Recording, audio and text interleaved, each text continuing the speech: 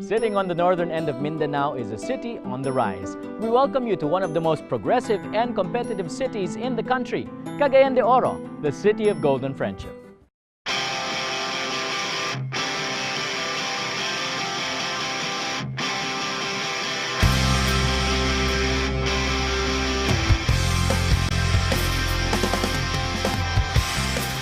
Prior to the season, what we did was we wanted to find out what parts of the country were worth featuring in terms of the growth, the emerging cities.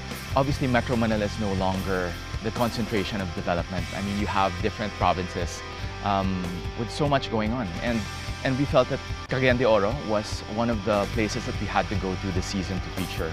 The first time I was here in Cagayan de Oro was probably when I was 3 years old. You have the whole range of developments here in Cagayan de Oro. Lately, we've been looking at the more mid-range housing projects, primarily for the OFW market. One of the first things that we knew about Cagayan de Oro prior to going here was that it was the adventure capital of the Philippines.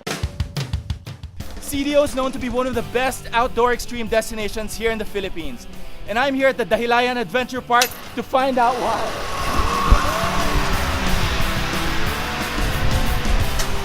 For someone like me who's done zip lines before, I can say that the experience by itself is something that I'll never forget. The view is just fantastic. It's such a rush.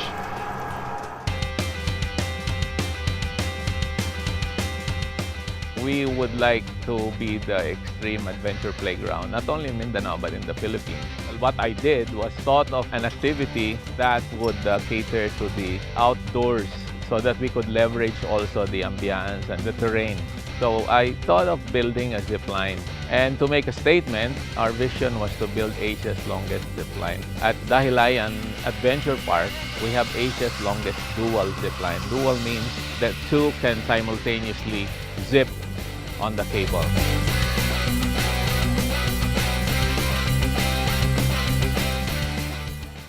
Other than the zip lines, there are other extreme activities that we have.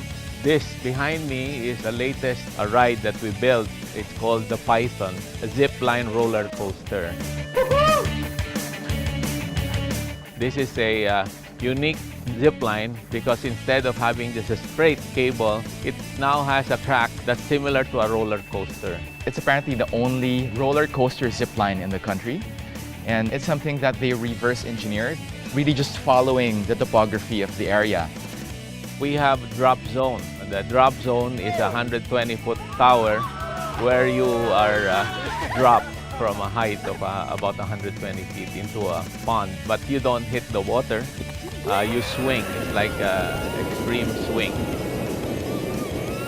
Wow, I mean, really breathtaking and really gets your adrenaline pumping. Grabe. I haven't done it yet though. So yeah, I'm afraid of heights.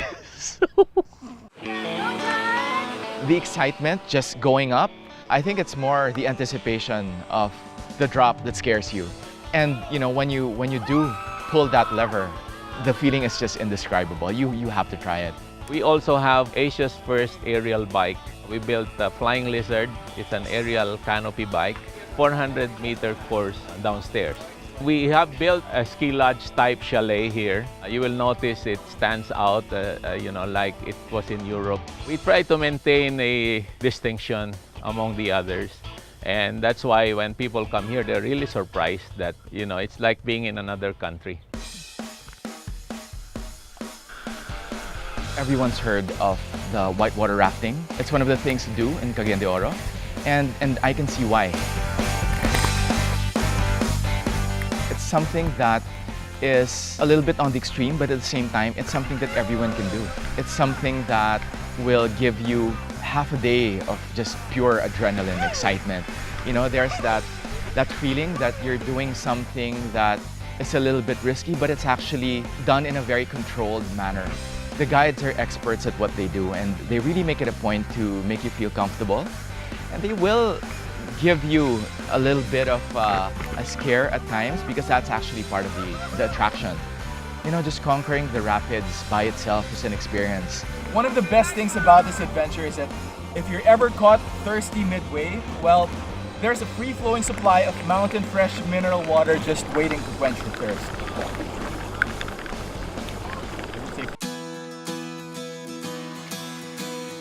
We feel that there's that outdoors thing within us. We thought at first that our market would be the young ones that would have, would like to experience the extreme adrenaline rush.